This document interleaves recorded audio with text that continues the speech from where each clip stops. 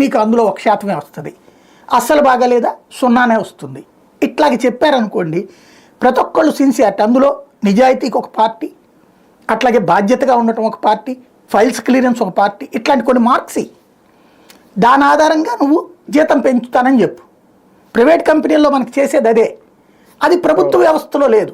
కాబట్టి వీళ్ళేంటి అదేది పిఆర్సీ వేయాలి, లేదంటే కనుక ఇట్లాంటి వాళ్ళకి ఏంటి పిఆర్సీ వేస్తే దాని ఆధారంగా శాలరీస్ వాళ్ళు అనౌన్స్ చేస్తే అది పెంచడం. ఇది ప్రతిసారి ఉద్యమించడమేనా? ఏం కర్మ ఇది? ప్రైవేట్ ఉద్యోగాల్లో పక్కన ప్రతి ఏడాది మస్ట్గా హైక్ ఉంటుంది. అది 1% చేయొచ్చు, 3% చేయొచ్చు. అదే కదా నేను అనేది.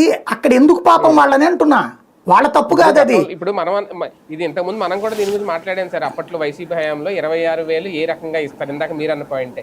కానీ మరి అది న్యాయబద్ధమే అని అప్పుడు వీళ్ళు అన్నారు కదా, మేము వస్తే గ్రాట్యుటీ చెల్లిస్తామని కూడా వీళ్ళు హామీ ఇచ్చారు కదా.